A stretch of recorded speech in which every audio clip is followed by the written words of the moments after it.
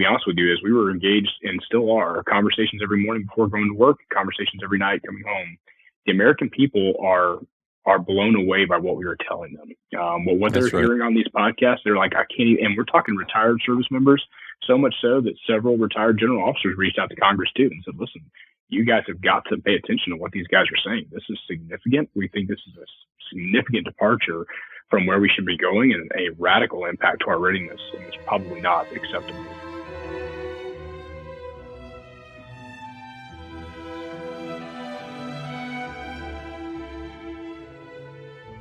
Lieutenant Colonel Scott Duncan is an F-35 pilot and F-35 instructor pilot, and is the Tactics and Integration Department Head of the Marine Corps' Operational Test and Evaluation Squadron, VMX-1. Was recently Director of Operations in an F-35 unit that was the largest F-35 unit in the Defense Department. He was also an instructor pilot at the Navy Fighter Weapons School, also known as Top Gun, and was fully qualified in the F-18 Hornet, the F-18 Super Hornet, and F16 Fighting Falcon while he was there at Top Gun. He has over 2,800 flying hours and over 300 combat hours. Scott has a Bachelor of Science degree in Construction Engineering Management and a Master's degree in International Relations. He and his wife and 4 children currently live in Yuma, Arizona, where he's stationed. Scott, welcome to the show. Hey, thank you, Matt, for having me. And I'll start off with the obligatory statement that these will be my personal experiences that I'm happy to share, but they are not the opinions shared by the Department of Defense or the United States Marine Corps. Got it. Scott, you've had a terrific career. I've only read the smallest fraction of bona fides that you bring to the table as a combat aviator, and your experience is extensive, but you and literally hundreds of other qualified pilots, both fighter pilots, tanker pilots, helicopter pilots, and so on and so forth across our Defense Department find yourselves at a tough crossroads at the moment. So I think it's important that we get right down to business and ask you at the top of the hour, what did you think of Top Gun? Have you seen it? Oh, you know what? My kids begged for me to see it. And yes, I reluctantly went. I said reluctantly, of course. I was happy to go, but I thought it was fantastic. It was great to realize we know the gentlemen that did the flying for it. That flying is very representative of the mission sets that we exercised every single day there. I think the only one piece that we would love to have captured is the fact that the instructors there are some of the most humble and approachable folks you can imagine. And so that is the one piece that we would love to have indelible, just an understanding that those young lieutenants and captains really are a young junior officer corps, and they are at the leading edge of tactics development. And it's humbling to have been a part of that organization. What did you think of the cockpit footage? I thought it was fantastic. I mean, a little bit probably more into my history, but when I was a young man, I didn't grow up wanting to fly or wanting to even be in the military. And it wasn't until later in life when I had to set an objective for myself, and it was flying jets off of an aircraft carrier that started that. So anytime I see that cockpit footage, it does harken back to memories of having very similar type flights, and something we thoroughly enjoy in the weapon system. You know, I captured your flying hours. How many aircraft carrier landings do you have? That's a great, I should probably be more familiar with some of these statistics. I think it's around 300 or so.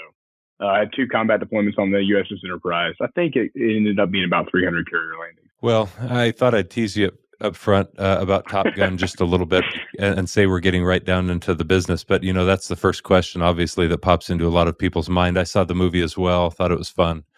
And, there were moments, I didn't fly for the Navy or the Marine Corps, but I know what it looks like from a cockpit, and my palms were sweating at certain points in the show because they did a phenomenal job capturing the look and feel and almost smell of the inside of a cockpit, and I thought it was real fun. Yeah, Matt, I think same here. We were grateful to see it. Well, so tell me, I'm going to tease this out a little bit more about your personal background. So what was it in the end that then inspired you to be a fighter pilot? Do you have a pedigree, or do you have a family history of military service? Yeah, so actually we don't have a family history of military service. And it was not until you reach a little bit further back. So my grandfathers were both in the Navy, and that actually, I think, influenced me to go in the Navy as far as aviation was concerned. But I did not grow up as a young man very familiar with their backgrounds or history at all. I mean, beyond them, you have to reach back several generations to get any more military history in our family, which is stuff we've kind of unearthed now, having a military member. But it really was not. I did not grow up wanting to fly airplanes. I did not grow up. I was given a phenomenal childhood. Don't get me wrong. So I was a product of my own demise when I was younger, and it wasn't until I was a little bit older that I finally said, you know what, I need to have a clearer direction in life.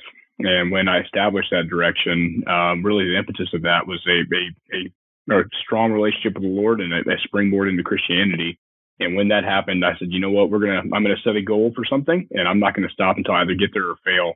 And when I harkened back, I thought, man, you know what, I would love to fly airplanes off of aircraft carriers, and that's kind of what started our military transition. But it wasn't long after that, Matt, that flying was no longer the objective. It was a true as we spent more time in the Department of Defense, more time with military members, it was a much higher, a much more transcendent goal, and that was to serve the people of this country, to take an oath to defend the Constitution. Those things then became to the point where when we transitioned from the Navy to the Marine Corps, we were willing to even make that transition because of what we thought was a better culture, even if it meant we were not going to get an opportunity to fly.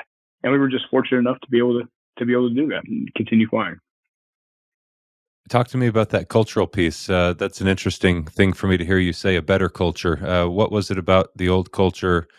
Are you able to share specifics? I mean, I get that you're not separated and wearing a beard like me, and you're still active. But I mean, what can you say about the cultural aspect that was appealing to you in your transition? Oh, you bet. So that was pretty early on in my career. And again, it's funny because I transitioned to the Marine Corps, and I've spent almost my entire Marine Corps career with the Navy, very intertwined with the Navy on their carriers, teaching at their fighter weapons school. Very fortunate for that. The culture piece specifically was the individuals that we encountered in the Marine Corps with our first exposure to the Marine Corps at college at Oregon State University. We just had a kin relationship to the way they viewed life and the way they viewed service. And it was not an adjunct to other things. It was a wholesale representation of the individual. And so from my personal standpoint, I thought, you know what, those are the kind of individuals I'd like to be around. Now, granted, I did not see a comprehensive look in the Navy, but my short time in naval nuclear power, I had some very phenomenal folks that were there, and I had some other folks who really probably did not want to be there. When I was exposed to the Marines, again, the initial look at Oregon State University, every one of those Marines wanted to be there, and they were interested in being the best.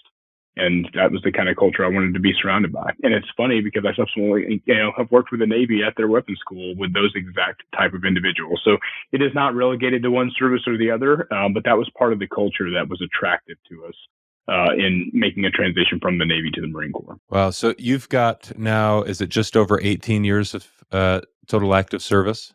We're coming up on 18 years and 10 months right now. 18 years, 10 months. I recently interviewed First Lieutenant John Bowes. I think you know John. He was in the F-16 student pilot training pipeline. So he's at the opposite. He's at the front end of a career that he had hoped to pursue. And you're kind of, relatively speaking, at the tail end of a career, whether you want it to be the tail end of your career or not. And if you haven't, for the viewer or listener, heard John Bowes' interview, I'd recommend you go back and take a listen to his interview, because there will be some overlap between that interview and some of what I'm hoping to talk with Scott about today.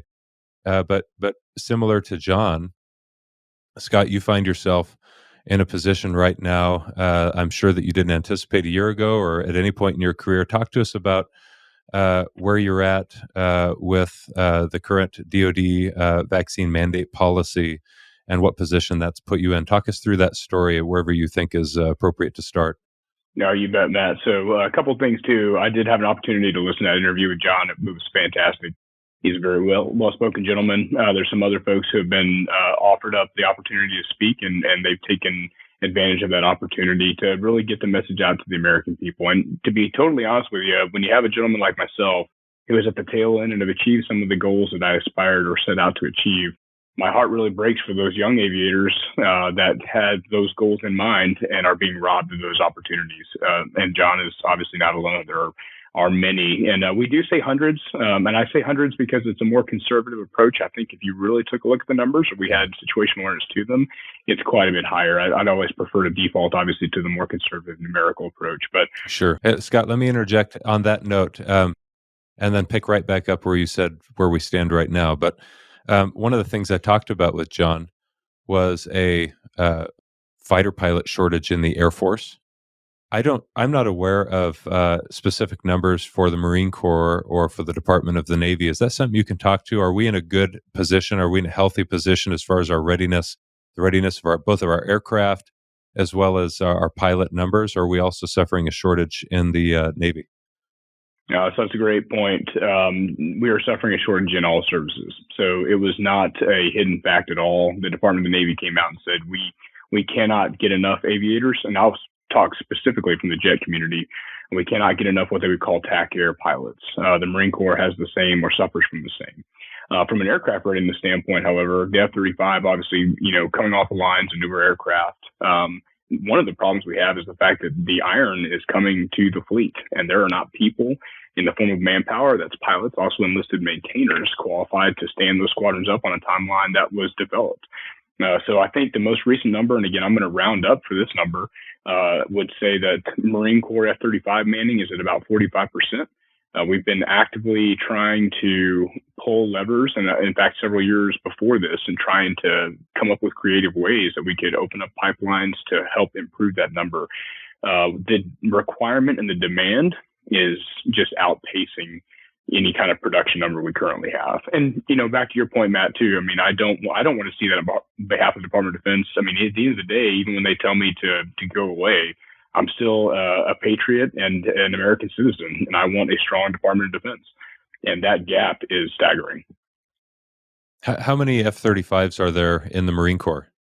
Oh, that's a great question. And you would think someone in my position would know that answer, Matt. I'd say probably, man, this is a wild guess. I think about 100 to 150 maybe would be our total inventory right now. And how many were in, you were the director of operations. That's my Air Force term. Maybe it's the same in the Marine Corps, but for the largest F-35 unit in the Defense Department, how many F-35s were in that unit? Oh, yes, sir. So right now, that was the unique piece. I will call it the operations officer and chief instructor pilot. Those are the two primary roles I served there. Again, slight nuance, concept is exactly the same. But there were 30 aircraft approximately at any one given point in time. And those were comprised of United States Marine Corps assets as well as the United Kingdom assets. And there were over 400 personnel in that unit, both a combination of Marine Corps personnel as well as UK pilots. Mm-hmm. That's correct. And not only just pilots, maintainers, other individuals. Yep. So we basically took the United Kingdom's first squadrons and birthed them out of that squadron environment. And it lends itself to the very first tactical units, their very first fleet replacement squadron, which is basically the type of squadron that John is associated with now in the initial training stages. And then since then has been a successful deployment of the HMS Queen Elizabeth. Okay. Now, I know I said I'd interject briefly, but we've already lost the bubble here. So now go back to your story and tell us where things rest now and talk us through that a little bit.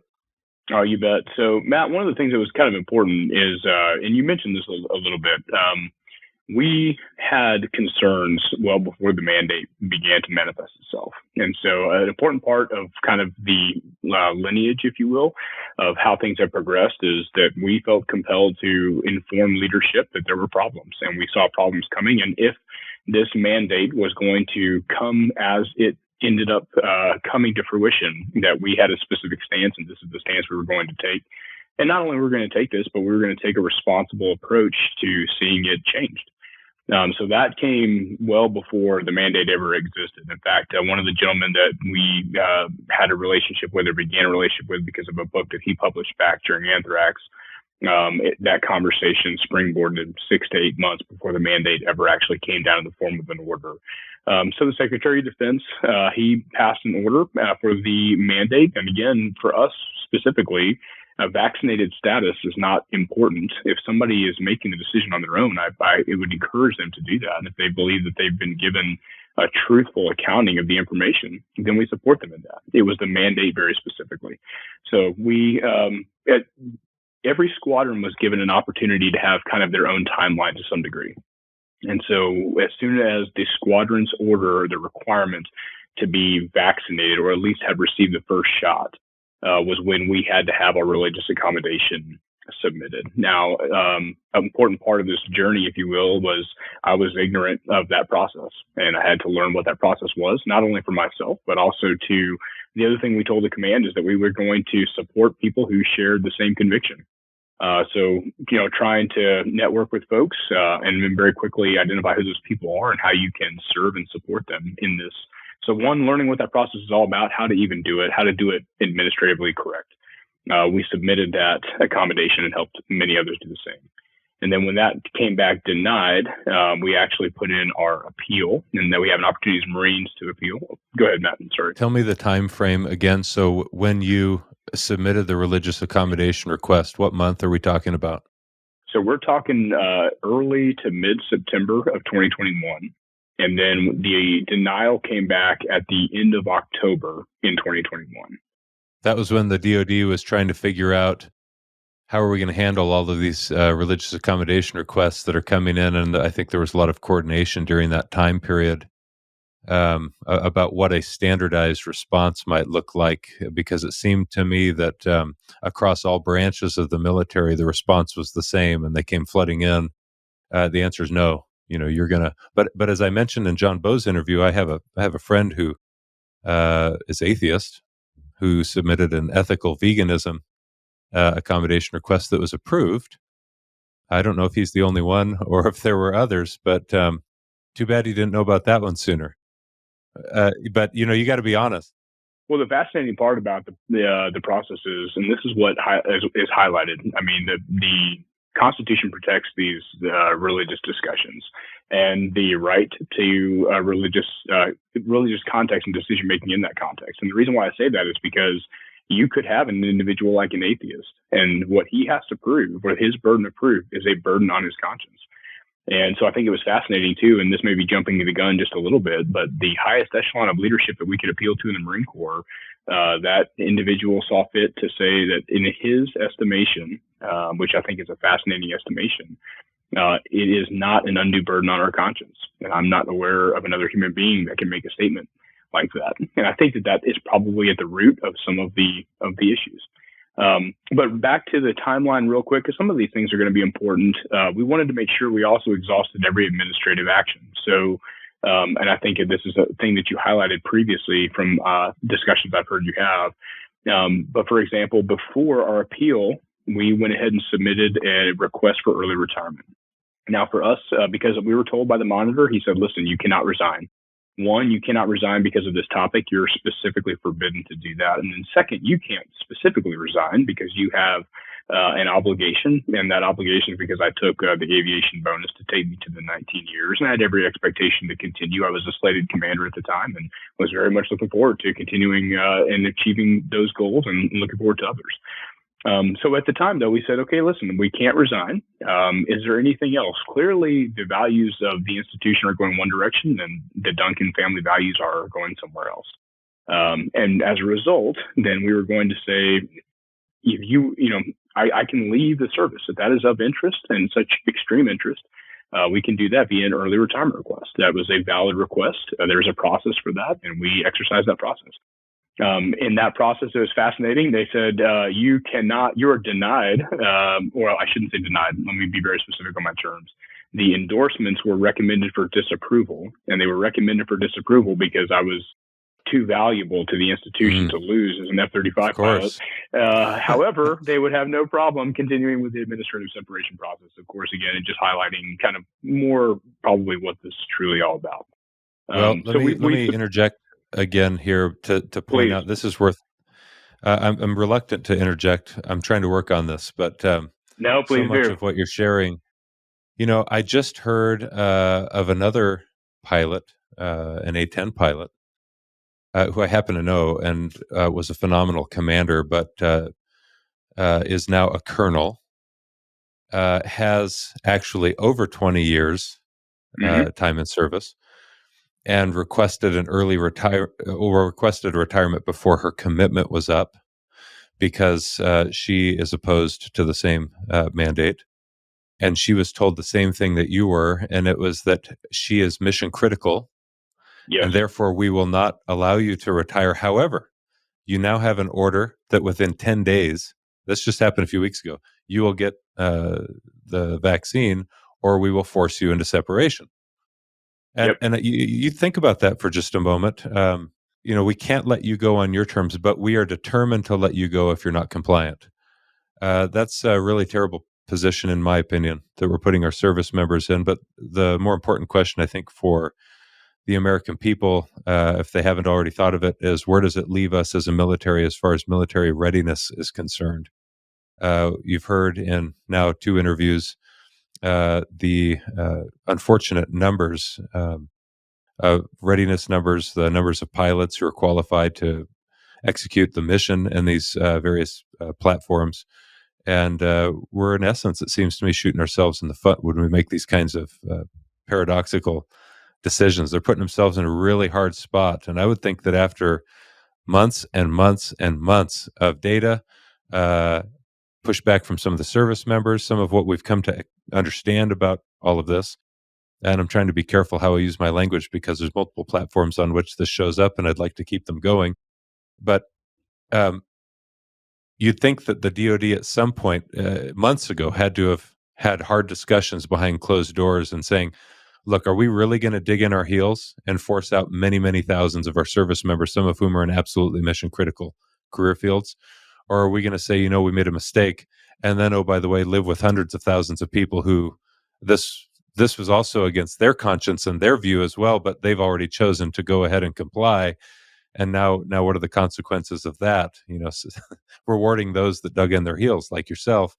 And but I've talked to a number of service members who have regretted their decision to be compliant as they see others like you standing up. So anyway, I risk again derailing us, but there are others like you who have requested retirement. That retirement has been denied, and they're being now forced, nevertheless, out of the service if they choose not to be compliant. What will you do if the grid goes down? How will you survive without food, water, and heat? Introducing One Sunrise, the first of its kind in massive on-demand power, instantly available at any residential, commercial, or remote location. Power your home, your office, your EV, your RV, your farm, your cabin, your bug-out bunker, your glamping weekend with the family, or all of them. Bring instant power to any situation, anywhere. Non-toxic, cobalt and lead-free, as well as fire-resistant, One Sunrise mobile power stations are made to run in over 100-degree temps or at -20. For when the grid goes down, there's One Sunrise. Visit onesunrise.com to learn how you can prepare today for no power tomorrow.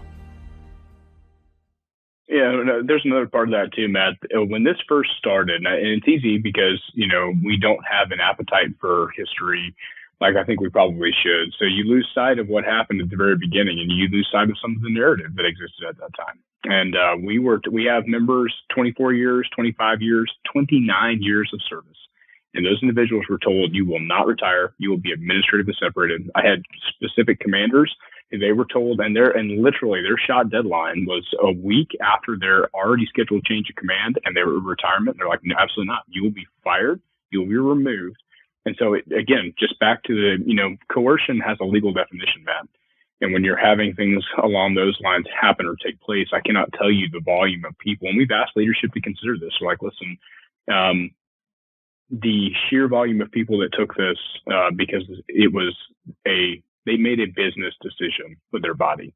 And in fact, that was how it was presented to me by one of our state legislatures here. And he said specifically that he advocated that his son do that for business considerations. And he looked at me square in the eye and said, I think that is at the heart of the problem. And I said, I absolutely agree. So I think, it's heartbreaking to see these young Marines who said, listen, I was told, and not only that, but I was told this surrounding the narrative of the shot. At the time, I was told to take it for these reasons. That did not transpire. That is no longer even the prevailing medical narrative. And as a result, I really have questions about what is taking place right now and what I may be susceptible to in the future. Well, I don't blame you.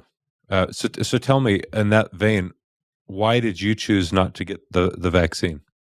Well, Matt, it has so many tenets to it, and I think a lot of times individuals would like to isolate it down to one mechanism. And specifically, if we end up talking about this later, and I'll just tease it out just a hair right now, the fact that the Department of Defense is advertising that they have FDA, well, they're going to say quote unquote FDA approved, either Comirnaty or Comirnaty. I apologize, I don't know the exact pronunciation, but they were saying that that was in existence. And for some individuals, if that was the only thing that they were holding out for, then that's available to them. And so obviously they have made that aware. Now, that does not satisfy the questioning that is resolved around emergency use authorization and the legality associated with forcing that or mandating that. So I think there's really four major tenets, Matt. One of them, obviously, is the constitutional infringement wholesale.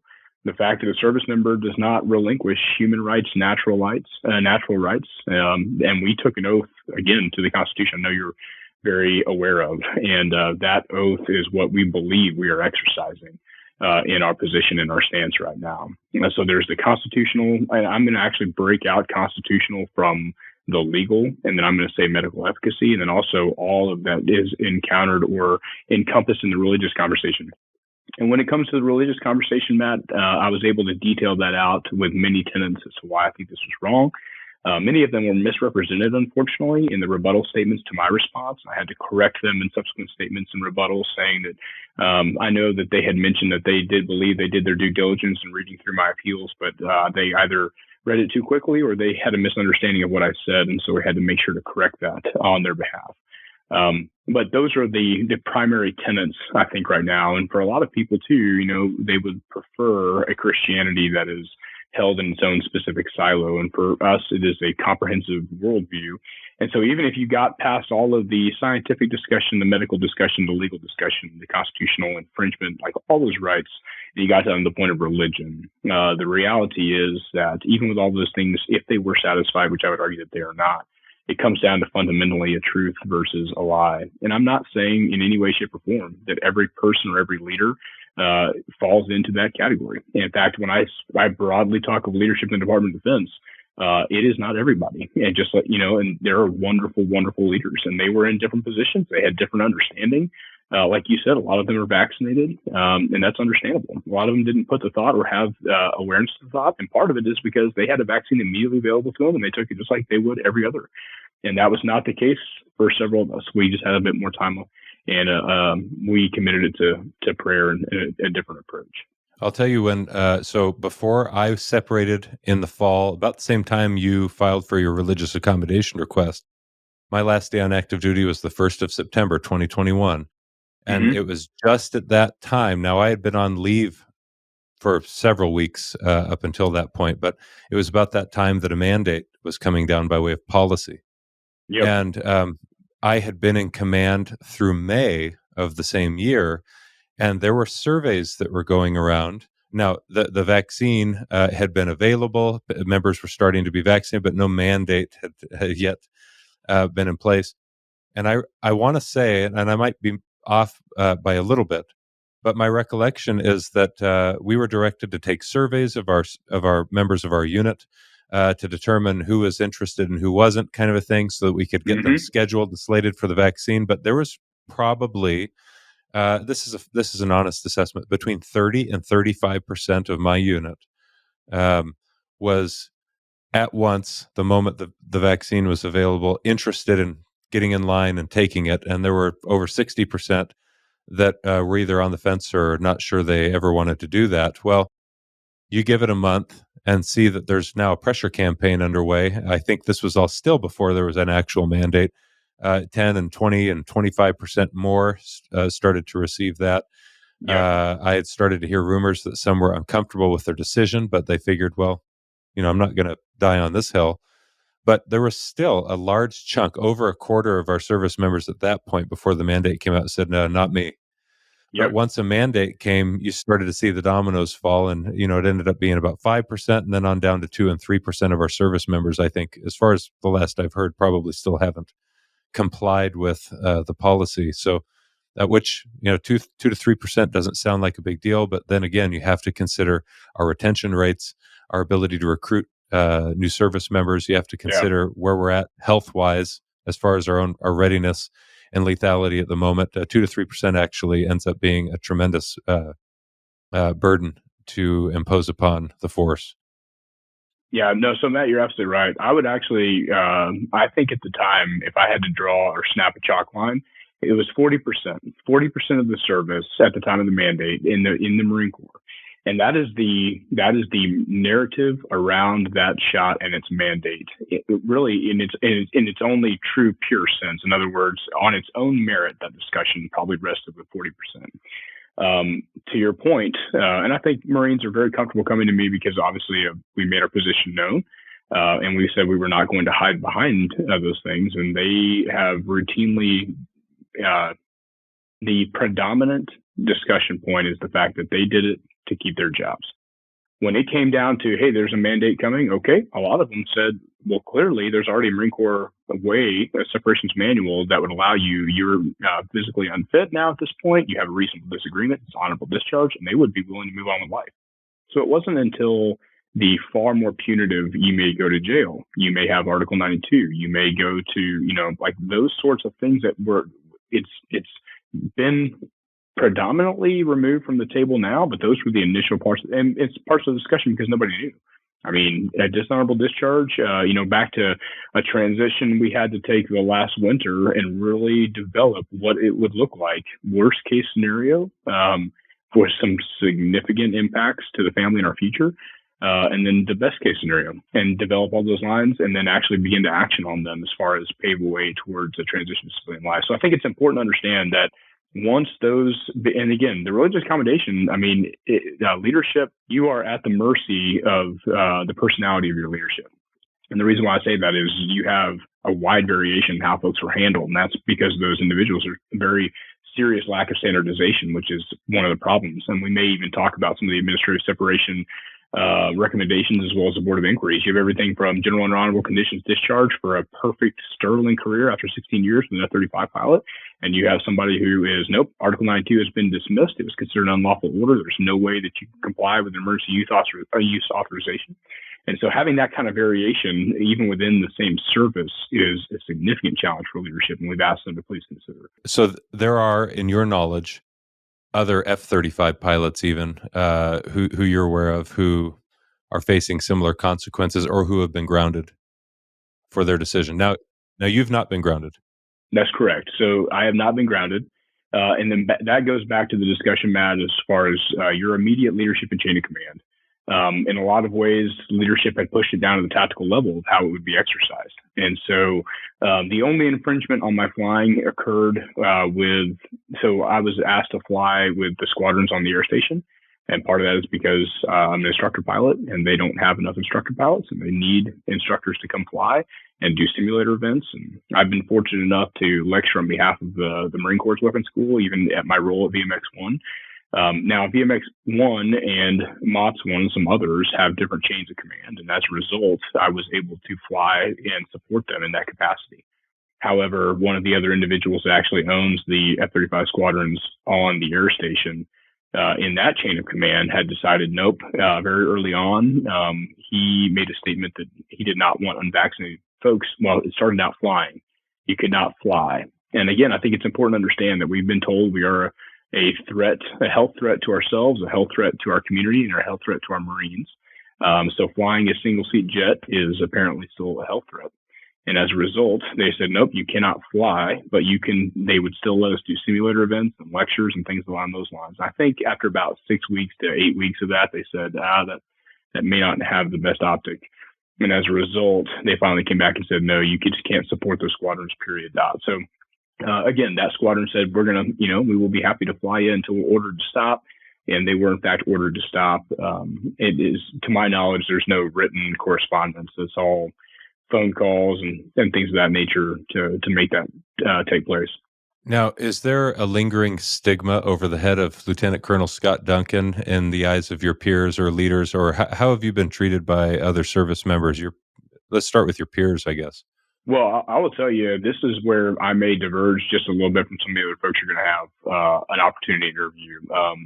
I have been incredibly fortunate as far as how I'm personally handled. Part of that too, though, is I do shelter myself from the comments of other individuals on things like social media. I've had the obligatory "he should be shot," "he's a coward," all that kind of things like that. But none from my peers, none from my mentors, none from people who know me. So people are going to make statements like that, and I understand. But I have been treated with nothing but respect and dignity I've been given a voice. I've been given an opportunity to exercise that voice, and I've told leadership what our problems are. And then from specifically my peers, generally speaking, the prevailing comment is, man, I tell you, we are here to support you in any way we can. And that comes from people. And those peers have made a different decision than you. They have. And so that comes from everything from I don't agree with your decision. However, I support you as a person. Or what's I think more heartbreaking often is I actually agree with you, and I just am not going to do anything to stop it. So that comes from command leadership often, and it's over time it has really been challenging to watch those individuals go through that struggle. And then also too to have people that simply say, like, you know what, like there's nothing I can do. This is out of my hands. I agree with you. I don't agree with it, but I'm not going to do anything. And back to your point before, a lot of people end up, even when this first came down with the mandate, a lot of individuals said, this is wrong. I'm going to stand up against this. And then again, when push came to shove, that was not the case. And again, this is not, I want to be very careful here because a lot of those individuals made different decisions. I don't disagree with them. I mean, we're talking about livelihoods being very dramatically impacted. And so I do not want to be sitting in a position of judgment on the decision that they made. What is heartbreaking is to watch those who felt like, in fact, I don't know a Marine actually I know one out of all of them, that actually did it because he believed it was the best medical decision he had been offered. And to watch others be like, I had no choice. I did not want to do this. I was forced to do this. And I did it for the sake of my family, which I think is a valid argument. And, but that's the only reason why I went and complied with this. And, Matt, you may not want to, if you don't mind on this one, I just, is a frequent discussion where people have said, they don't want you, or why would you choose this hill to die on? And I would absolutely say, man, when I look back, there's no way in the world I would have chosen this hill to die on. But I also think a more comprehensive way to view it is that it's just not one hill on your way to another. This was the COVID mandate, or the shot mandate, was a manifestation of a much larger ideology. I just think we're simply on the hill. And so for us, it was the line needed to be drawn somewhere, and that is something that most people have struggled with. And our response to them is, where will you draw the line if you really believe there is an issue or problem? And generally speaking, that has caused quite a bit of retrospective look. Well, thanks for sharing that. Are you aware personally or by hearsay of any general officers who are in the same boat you are, who have made the same decision? Oh, no, not that made the same decision.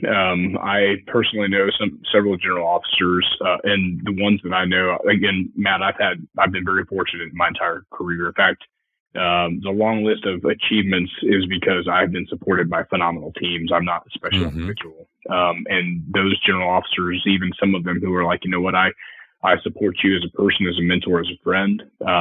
In some cases, they're like, I don't have the same understanding that you do, and I understand too. I mean, we are hyper focused on this because by necessity, I would not expect a commander to be that way, and I would hope that they would not have to be. Unfortunately, they are. But no, I'm not aware of anybody in the same situation. But I am aware of those who do believe that there is merit to our argument.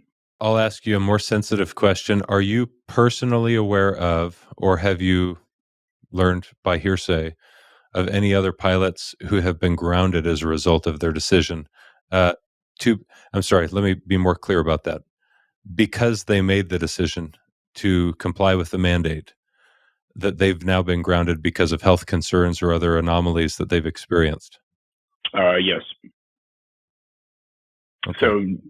So and what I will do is I know that's sensitive, and I don't want to press that, but Nope, and I think because of the sensitivities, I'll leave them off. But you are correct. We've had everything, and not only just pilots. We've had Marines, unfortunately, who have had, unfortunately, now are facing lifelong health conditions as a result. And it's not just Marines; that happened in the local community Right. too. Now, talk to me about the path forward for you and your family, given the context that you've laid out. Is there? You mentioned an appeal. Mm-hmm. That appeal has been denied? That's correct. When was the denial received? The denial, it's kind of the timing was very interesting. So I submitted the appeal in early November. We had an opportunity to express some of our concerns, specifically the impact of readiness, in the form of Tucker Carlson, and it was the day after that we received our denial. And so, again, could be completely unrelated. Don't know that one way or the other, but it came to our office the afternoon after that took place. My dismissal of my Space Force Inspector General's complaint about critical race theory being taught at the base, despite the president's executive order banning the use of critical race theory vocabulary, my denial of that came back on January 7th of 2021, the day after January 6th of 2021, and it could be chance. But it was an unfortunate, they sat it on that complaint through November, December, and January, and that was an election season. Tough time to file an Inspector General's complaint that is a highly politicized issue, and it seemed as if that played into that decision. But I can't get in the minds of other people. I can only weigh the outcomes. That appeal was received. The denial of your appeal was received. So that was now January 2022. That's when that happened. So it's been a half a year, and since then you've been flying and doing other things that you mentioned. So where are you at now as far as this whole process? Is there something that the Marine Corps is waiting on from you? Are you waiting on some decision to be made by the Marine Corps or the Defense Department? Talk us through that and what the road ahead looks like. Yeah, you bet. So what happened, in kind of linear progression from a timeline perspective, after the appeal denial came back, the next step was we received a 3005 of formal counseling that came from my immediate, the commanding general of my immediate chain of command. And so that formal counseling stated that on this date, you were given an order you did not comply with. On this date, you were given an order you did not comply with. On this date, you were given an order you did not comply with. The reason why I think that's important is because we've seen others that have gone to Board of Inquiries and they mount them together to say multiple violations of the same. So it's like being offered that same thing over and over again, even though on the first one, a religious accommodation was in process. So you should not even consider that. The second one, an appeal was in process, so it should not be considered. So that counseling, I had an opportunity to provide a rebuttal statement to, which I did. And I had an opportunity to, again, I did not rehash the religious accommodation request, but I did leverage heavily all the adjudication that had several court rulings. So where the federal court has largely ruled, in fact, almost exclusively ruled on behalf of the service members. So I made sure to leverage the discussion there to ensure that it was not just my opinion, but the opinion shared by many others, to include a branch of government. And then after that got submitted, I was given a formal report of misconduct. And the report of misconduct said the same thing. It's an Article 92 violation, failure to obey a lawful order. And it cited every instance that the order had been given to me. I also submitted a statement, which I had an opportunity to do 10 days later. So that statement was written up, had a lot of the same discussion, but also had at each opportunity, really when I was given the formal order with appeal denial, I went to the clinic and just cataloged what was available there, had interviews with the individuals that were there. Again, not confrontational, just what is truly available to me at this time. And lo and behold, it was Pfizer, BioNTech, and Moderna, both under emergency use authorization. And of interest and note, they gave me the documentation that I think, well, actually, I don't want to misrepresent who wrote it, but they gave me the documentation. They gave them the authority to extend the expiration dates for everything that they had. So everything was labeled expired, but they had been given some authority to continue to offer that. So I documented that as well in the statement. So my understanding of the process is that the next thing we are waiting for is a date of a board of inquiry. So we have been told with that report of misconduct that we've been directed to show cause, and that recommendation goes up and has to receive a couple of endorsements, and then it will come back down if it is concurred with. And so it's in that process of getting routed up for those endorsements. What's involved in that board of inquiry? So the board of inquiry is a challenge, Matt, and I'm glad that you kind of asked that question. And the reason why I say it's a challenge is it is not a court of law. And I think one of the things that we would prefer is to have it be a court of law, because the burden of proof is much more significant. So when you're at the board of inquiry, it is an administrative process only, and they have been given the authority that they believe they have from the NDAA, that even though it was originally presented by Congress as an honorable discharge only, I think it was the Senate that countered and said, no, it can be honorable or general under honorable conditions discharge when you are removing members for this in particular thing for COVID and refusing the COVID mandate, the COVID shot associated mandate. The reason why I say the BOI is an interesting process is because it's only 51%, and you have to convince those board members, and those board members are comprised of service members. So when you have, we've been very fortunate. We had to redefine success early on, Matt. Success in the context of society we are in right now, and it has been good to see that service members at the administrative separation level, although I disagree with them being separated, were able to achieve and argue successfully for an honorable discharge, which I think it's fascinating that they're even having a discussion. Of course, the separations manual has language that's loose enough to fit anything into really any category, but an honorable, a meritorious career with one blemish, not only does precedent suggest that that should be the case, but you would clearly follow the order and it would take you to a logical honorable discharge.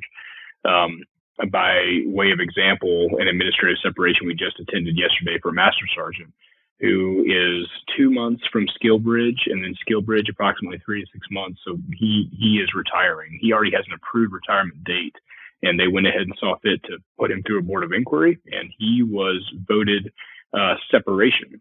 And thankfully, though, he successfully got an honorable characterization of discharge. Now, the separation may be suspended, and we may have some hope that he could make it to retirement. But again, the fact that that is under discussion is fascinating. But the reason why I say that is the board of inquiry for us as officers is going to be comprised of 3 to 4 members, and they are senior to you. And I believe there may be the requirement that they are outside of your chain of command. And with the government is going to present their evidence for the Article 92 violation, and then we are going to present defense. We are going to have assigned defense counsel, and then we are also going to bring with a civilian legal representation as well to make sure they kind of defend our position there. So again, we believe there's every reason to be retained. And then in addition to that, we also believe that if that is not the case, that there's nothing that warrants something different than an honorable discharge. Well, I don't know if ironic, it's a cruel irony if it is ironic. It just is odd that you're being brought into judgment, so to speak, for your decision, and the people who sit on a board to adjudicate an outcome have all made a different decision than you, clearly. I mean, none of them necessarily share your view, and if they do, they decided to lay that aside anyway and make an entirely different decision. Do you have a good attorney?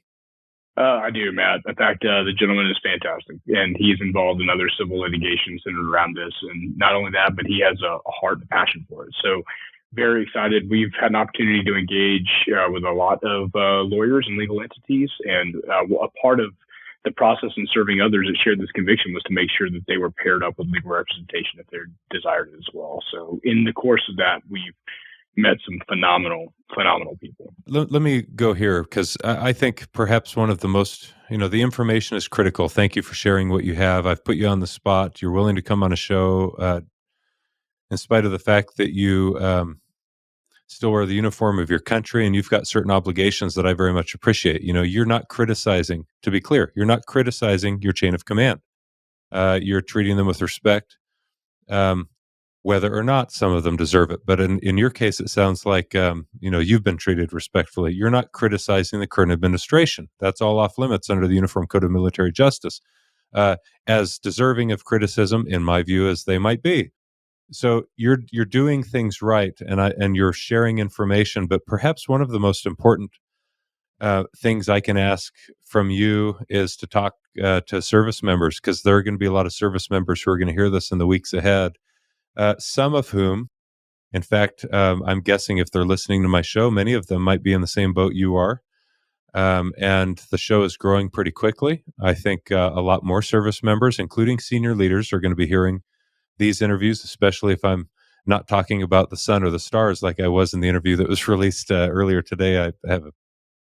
I have a broad range of interests, but when I'm talking to military service members, yeah, so what message would you like our service members to hear from you? I'll say that generally, and if you want to divide that up into, your young service member who's at the beginning of a career, or even our senior military leaders at the other end of their career, what are some of the thoughts that you'd like to leave on record for them? I'm very grateful for that question, Matt. The reason why I'm grateful for it is because we, at some point, we also reconciled the fact that, we did not have a desire to go out in a public sphere in this capacity. However, we also recognize that life is not about me. And we had several young Marines, at least immediately, and then we were aware of several other service members who were facing a far more dire circumstance than we were, because they did not have the benefit of time. And as a result of that, when we finally realized there's nothing we can do, we have engaged Congress, we have done everything we could possibly do. We can't stop these service members from being discharged. And unfortunately, we're talking about the ones that were probationary. So less than 6 years of service, you're going to get discharged. You're going to get a general under honorable condition. I think it's also important to understand that they labeled the misconduct as commission of a serious offense. And those are generally reserved for felony conviction. That is not insignificant. So you can say all day that, yes, it's just an administrative procedure, but you're going to have to explain to some degree how to every lawyer or to every employer. I just finished up a couple applications to law school. I need to be loose with that. It's just a Master of Legal Studies. But regardless, I had to make a comment on there to that effect. So the reason why I say that is it is a broad-reaching thing that you have to overcome as administrative hurdle. So my message really to service members is that is the reason and the rationale that we were willing to come out, is say, you know what, the American people need to know. And the other thing, Matt, to be honest with you, is we were engaged and still are conversations every morning before going to work, conversations every night coming home. The American people are blown away by what we were telling them. What they're hearing on these podcasts, they're like, I can't even, and we're talking retired service members, so much so that several retired general officers reached out to Congress too and said, listen, you guys have got to pay attention to what these guys are saying. This is significant. We think this is a significant departure from where we should be going and a radical impact to our readiness, and it's probably not acceptable. And we've been able to quantify that, and I know that you've been able to represent that information. But the other piece, Matt, to be honest with you, I think from a service member perspective, I was fortunate enough to write an article to the Marine Corps Gazette. It's a professional journal. I submitted it for an essay contest, and it did not win. I'm sure it's because I'm a poor writer. However, they were kind enough to say that they would like to publish it, and it's going to be published here in a few months. And the reason why I think that's important is the message, Matt, like you said, is it's not criticism. I'm not asking anybody to, especially in the context of the Department of Defense as a uniformed member, to admit guilt. Because back to your previous discussion, you are only accountable for what you know. And the reality is a lot of people did not or do not know things, and myself included. And the reason why I say that is one, the call to action specifically is it is not too late. We can stop this before several. I think I could firmly stand behind a number of 135,000 service members. We can stop it before those go away. The next piece is, okay, well, the fact is you're going to have people who made different decisions, and they have been treated very poorly. But most of the service members that I'm involved with that are in this process, Matt, still want to serve and have a desire to serve and are willing to accept the difference in decision and the difference in ideology. And the essay was written in that context. It's like, listen, people who are willing to stand on a religious conviction, these are not the kind of people we want to remove. If we are really willing to espouse the maneuver warfare, then guess what? The medical information has changed. Whatever you want to call it. The science has changed. We have a better understanding of the virus. Whatever you want to say, that's fine. And you know what? Now with new information, perhaps we should change the course of action before we make a very dramatic decision and then suffer some consequences for it. So, Matt, that's my, I don't think, I think some people would very much disagree with me on this one, but I do not believe reconciliation is out of the question. And I believe that there is a place with which even leaders who have prosecuted those can honestly take a look back now and say, you know what, different information is available. My understanding perhaps is different. And we can stop this now. And then we can also, I think, really compensate those individuals that suffered as a result of some poor decisions. Now, you mentioned a number, excellent comments. You mentioned a number. You said you could confidently get behind 135,000. That same, roughly speaking, number came up in my previous interview with First Lieutenant John Bowes.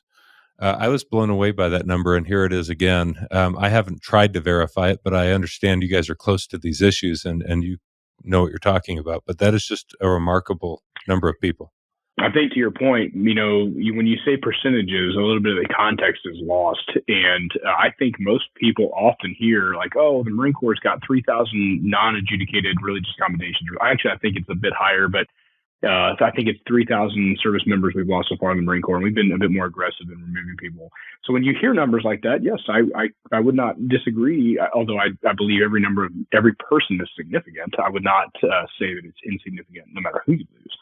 But when you start to put the context and you start to flesh out the bones of it, that's a different discussion. And yes, I was staggered, to be honest with you, because for a long time, there was no confidence in reporting. The numbers were so wild.